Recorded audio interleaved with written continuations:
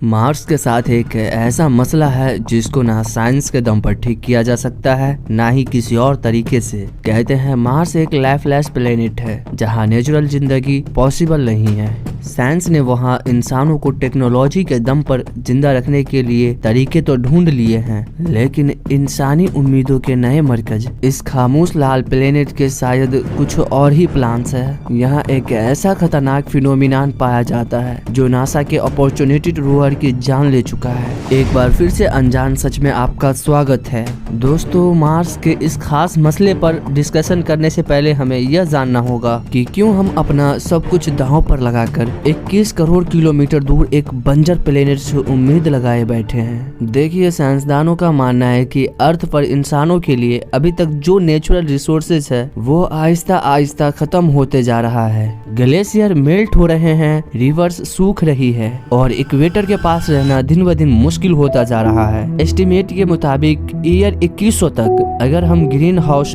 Effect पर काबू भी पा ले, फिर भी दुनिया के तमाम ग्लेशियर का बड़ा हिस्सा पिघल चुका होगा, जिसकी वजह से ताज़ा पानी नायाब होकर रह जाएगा। लेकिन इन सब के अलावा हमारी दुनिया पर कोई ऐसी आफत आ जाती है जैसे कि कोई खतरनाक पेडेमिक, ग्लोबल न्यूक्लियर वॉर या फिर कोई एस्टेरॉयड इम्पैक्ट, तो ह्यूमन सिविलाइजेशन को आगे बढ़ाने के लिए कोई ऑप्शन नहीं बचेगा। और फिर जिस तरह दुनिया के डायनासोर का खात्मा हुआ, इंसानों का भी हो सकता है। इस दिन से बचने के लिए कई सालों से सेकेंड होम की तलाश जारी है और ये सेकेंड होम अर्थ पर नहीं बल्कि मार्स पर होगा। हम इंसान मार्स पर एक ह्यूमन कॉलोनी बनाने की इरादा रखते हैं और शायद हम यह सपना पूरा करने में कामयाब भी हो जाए। इस मिशन के लिए साइंसदानों ने हमारे पड़ोसी प्लेनेट मार्स को इस वजह से चुना है क्योंकि मार्स और अर्थ आपस में बहुत सारे फीचर्स शेयर करते होंगे। और सबसे अहम चीज, मार्स पर दिन में भी टेम्परेचर बहुत ठंडा होता है,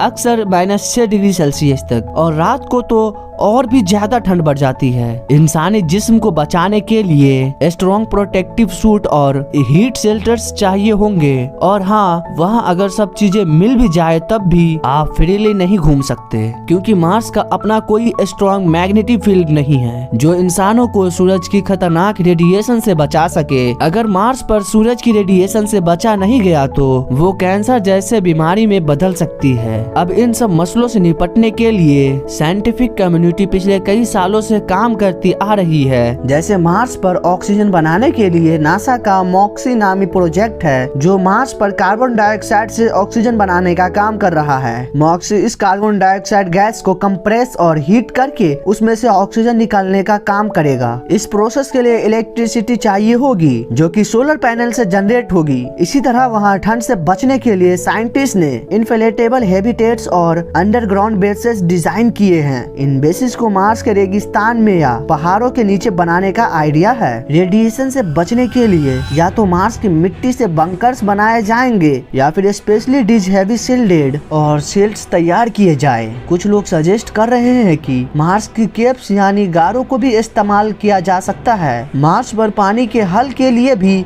एक तरीका मौजूद है। जैसा कि आप जानते हैं कि मार्स की जमीन के नीचे बर्फ मौजूद है। नासा और यूरोपियन स्पेस एजेंसी पानी को एक्सेट करने के लिए ड्रिलिंग और हीटिंग टेक्नोलॉजी डेवलप कर रही है। ये पानी पीने के लिए, फार्मिंग और ऑक्सीजन प्रोडक्शन के लिए इस्तेमाल होगा। ऑक्सीजन, पानी, रेडिएशन और ठंड से बचने के सोल्यूशंस तो हो गए, लेकिन ह्यूमन को जिंदा रखने के लिए एक आखिरी चीज है खाना। तो आपको बताते चले कि कंट्रोल एनवायरनमेंट एग्रीकल्चर का कॉन्सेप्ट भी तैयार हो चुका है, यानी सील ग्रीन हाउसेस, जहां हवा, पानी और रोशनी सब कुछ आर्टिफिशियल कंट्रोल में होगा। यह एक्सपेरिमेंट नासा की जानिब से अंटार्कटिका और इंटरनेशनल स्पेस स्टेशन में कामयाब किए जा चुके हैं। पर मार्स पर एक ऐसा मसला भी है जिसका सोल्यूशन अभी तक नहीं निकाला गया है और वो मसला है वहाँ के मिट्टी की तूफान। मार्स का लाल और सुनसान चेहरा पहली नजर में एक खामोश बेजान मंजर पेश करता है। तस्वीरों में देखकर यह सारा एक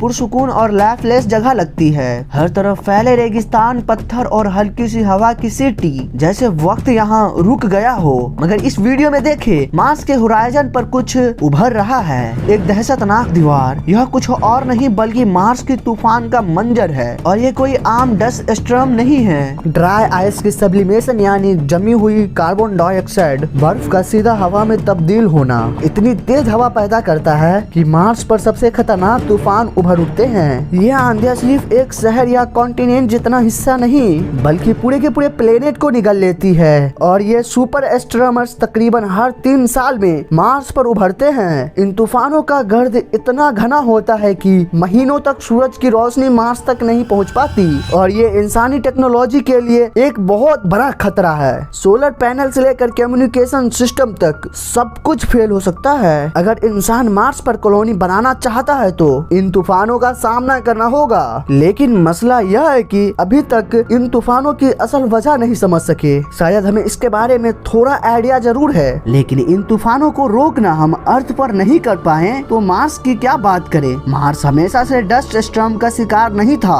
कभी ये प्लेनेट भी हरा भरा और जिंदगी से भरपूर था, जहाँ घना एटमॉस्फेयर और पानी बहता था। लेकिन करोड़ों अरबों साल के दौरान मार्स सूख गया और उसका एटमॉस्फेयर धीरे धीरे स्पेस में गायब हो गया। आज मार्स का एटमॉस्फेयर सिर्फ 1% रह गया है, जो अर्थ के मुकाबले में ना होने के बराबर है। लेकिन यह डस्ट स्टॉर्म सिर्फ इसलिए नहीं आते हैं कि मार्स सूखा हुआ है। साइंटिस्ट का मानना है कि इन तूफानों के पीछे एक बहुत बड़ा सबब है। मार्स का टेम्परेचर देखे, जब एटमॉस्फेयर घना होता है तो वो सूरज की हीट को रोकता है और जमीन की हीट को भी ऑब्जर्व करता है। मगर मार्स का एटमॉस्फेयर काफी पतला है, इसी वजह से वहाँ दिन के वक्त अगर आप खड़े होंगे तो आपके पाँव पर 23 डिग्री सेल्सियस फील होगा, जबकि आपके सर के पास फ्रीजिंग टेम्परेचर होगा। ऐसा इस वजह से है क्योंकि जमीन की हीट को ऑब्जर्व करने के लिए एटमॉस्फेयर काफी पतला है। ये टेम्परेचर का इतना ज्यादा फर्क तेज हवाएं पैदा करती है, और हवाएं लाती है तूफान। तूफान अर्थ पर तूफान बादलों को अपने साथ लाते हैं, लेकिन मार्स पर बादलों की जगह होती है डस्ट। यह डस्ट जब एक बार हवा में शामिल हो जाती है तो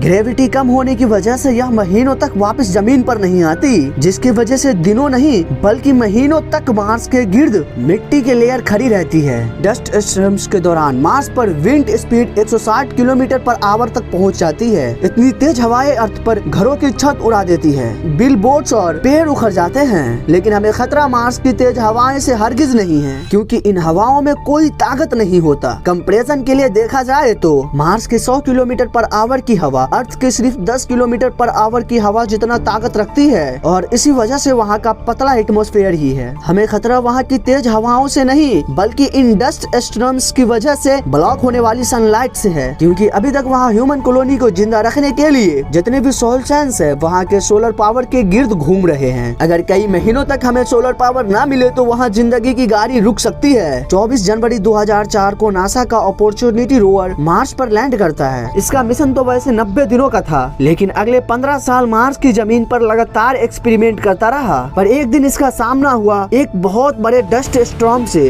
2018 में पहली बार नासा को पता चला कि मार्स के डस्ट स्टॉर्म कितने खतरनाक हो सकते हैं। इस दौरान अपॉर्चुनिटी के सोलर पैनल पर पड़ने वाली सनलाइट 96% तक कम हो गई, और अब इसकी बैटरी भी चार्ज नहीं हो पा रही थी। अपॉर्चुनिटी से ली गई इन तस्वीरों में देखा जा सकता है कि 30 दिनों के दौरान मिट्टी के बादलों ने कितनी ज्यादा सनलाइट ब्लॉक की है। कुछ महीनों तक अपॉर्चुनिटी ने नासा का साथ दिया, लेकिन उसके बाद डीप स्लीप मोड में चला गया। नासा ने कई महीनों तक उससे कांटेक्ट करने की कोशिश की, लेकिन कोई जवाब नहीं आया। 1 साल के बाद अपॉर्चुनिटी का आखिरी मैसेज रिसीव हुआ, जिसमें लिखा था my battery is low and it's getting dark. उस दिन के बाद अपॉर्चुनिटी की तरफ से कोई सिग्नल नहीं आया। उम्मीद है कि अनजान सच की एक और सच आप लोगों को पसंद आया होगा और कुछ नया जानने और सीखने का मौका मिला होगा। तो इस वीडियो को भरपूर लाइक और शेयर करें ताकि औरों को भी पता चल सके, और आप चैनल को सब्सक्राइब करके हमारे कम्युनिटी में जुड़ सकते हैं।